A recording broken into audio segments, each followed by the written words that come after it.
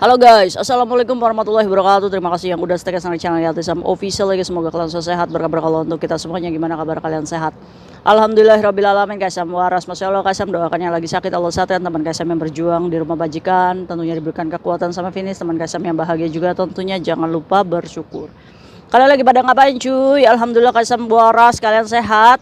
Kita doakan dulu teman kita yang lagi di rumah sakit, semoga Allah angkat sakitnya. Teman Kaisam yang masih berjuang di rumah majikan, semangat cuy. Teman Kaisam yang masih menjadi tahan luar, semoga segera kelar ya sampai persidangan.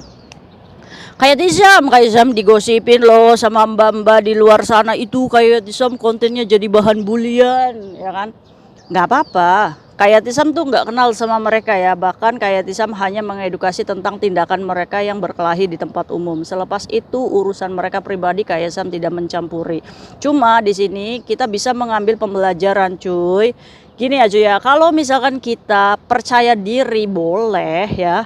Tapi kalau misalkan kita memiliki rasa kepercayaan diri terlalu berlebihan, itu sudah menjadikan gangguan narsistik ya cuy ya. Itu bisa jadi mereka itu mengidap narsistik ya cuy, personality disorder. Jadi gangguan kepribadian. Jadi gangguan kepribadian itu apa kayak Tisam? Gangguan kepribadian itu adalah dia yang memiliki rasa percaya diri dan menganggap bahwa dirinya ini superior. Dimana tidak boleh ada orang yang mengkritik, tidak boleh ada orang yang menyentil dan lain-lain, karena mereka ini berimajinasi dan berangan-angan tentang kesuksesan, tentang kecantikan, tentang apa yang dia peroleh. Ya ini namanya gangguan narsis ya cuy ya.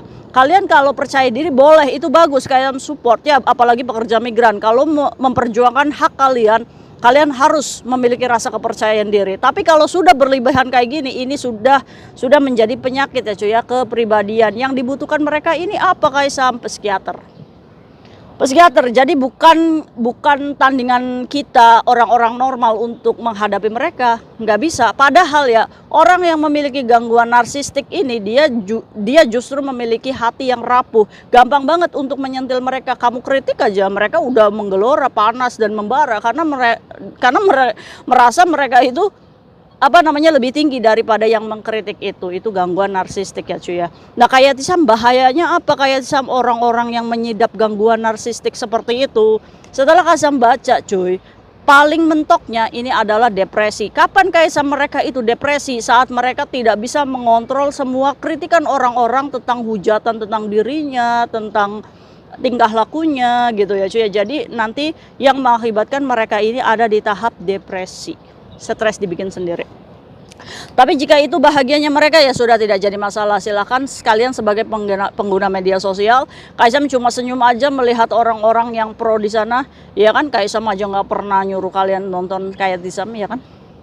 It's okay, kayak Tisam itu hanya dengan mama tua kaplak yang doyan gibah, yang mengarah ke positif tentang tujuan kita di sini supaya kita selamat ya cuy ya. Kalau misalkan, nah lagi-lagi tentang kepolisian Hong Kong, tentang Pak D, saya siap kok keluar, saya tahanan luar, masih bisa jalan-jalan dan lain. Kembali lagi, ini adalah ciri-ciri pengidap narsistik, di mana dia merasa bahwa apa yang dia lakukan itu tidak merasa bersalah, dan empatinya itu sangat kecil banget untuk mengerti keadaan orang lain, itu sangat kecil banget. Nah itu udah bukan tandingan kita orang normal cuy. Udah biarin aja dia memiliki kepribadian seperti itu, berarti dia memiliki gangguan kepribadian. Ya tinggal kalian pintar-pintar berteman saja, oke? Nah itu hanya sekedar masukan dari kayak Tisam. Terus kayak Tisam, apakah Kaisam terganggu? Enggak lah, orang kayak Tisam orang normal, biasa aja cuy. Ayo kita tidak boleh jatuh hanya karena orang-orang seperti itu ya. Tetap kita bahas hari ini tentang kasus tentang kalian cuy. Kalau misalkan kalian sudah mengundurkan diri dari rumah majikan, ya kalau bisa Kaisam paham sih, kalian mengundurkan diri dari rumah majikan, kalian tentunya sayang dengan anak majikan itu. Apalagi kalian mendampingi anak ini sampai puluhan tahun. Tapi ingat cuy, saat kalian sudah move dari rumah majikan, sebatas kalian adalah kontrak kerja ya, dimana kalian juga harus mengerti dan memahami, oh nanti ada nggak nih Cece yang menggantikan saya di rumah itu. Kalau misalkan kalian gagal move on dari majikan ini, kenapa kemarin-kemarin kamu itu keluar dari rumah majikan ini, terus kamu masih menghubungi ini anak dari Indonesia, tujuannya apa, maksudnya apa gitu, yang membuat anak ini jadinya fabehe terus sama si Cece barunya. Ya, buat kalian nih, ya pekerja migran yang udah move dari rumah majikan, tolong lost contact saja, jauh lebih baik.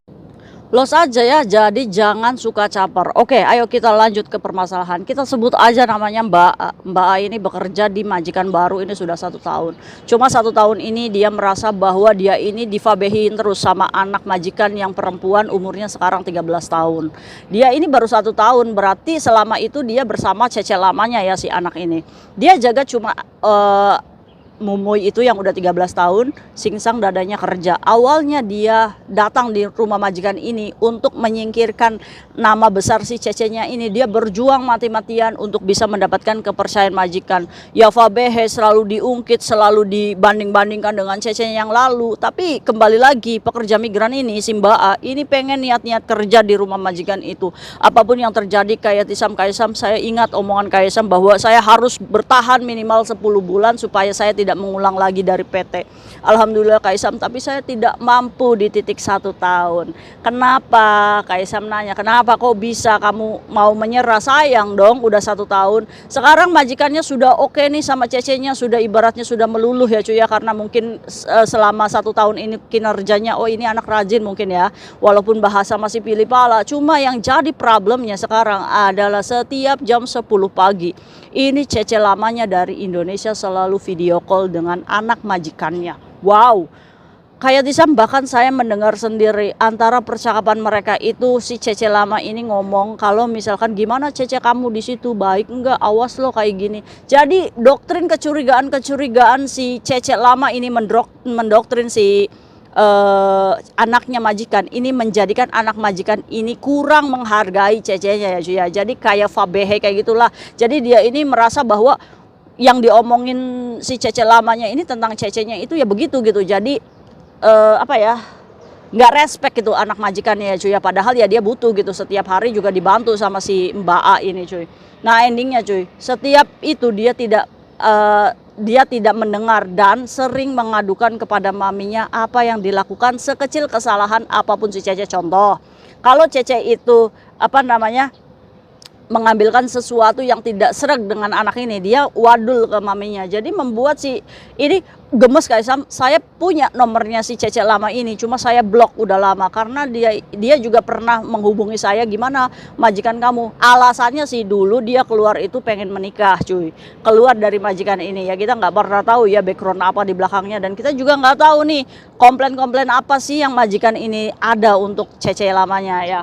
Jadi si pekerja migran ini, wah Kaisam saya nggak kuat kerja seperti ini, selalu salah, apalagi umur 13 tahun kan, ngomong kan udah judes ya cuy ya, kalau misalkan udah nggak cocok sama si cecenya. Saya kena mental Kaisam, bagaimana saya harus menghadapi, apakah saya harus ganti majikan. Jadi si anak ini sering ngomong sama si cecenya kalau masakannya nggak enak. Si cece ini katanya, saya suka apa namanya masakan kamu Cece, katanya kapan kamu balik lagi ke Hong Kong, ayolah balik lagi ke Hong Kong, seperti itu cuy. Sedih ya, Cece mana yang sedih gitu, dia setiap hari memasakkan si anaknya ya, karena anak ya namanya juga masih masa labil ya, dia masih merasa nyaman dari kecil dia sama Cece lamanya. Wajar untuk menembus kepercayaan anak itu ya kan susah juga.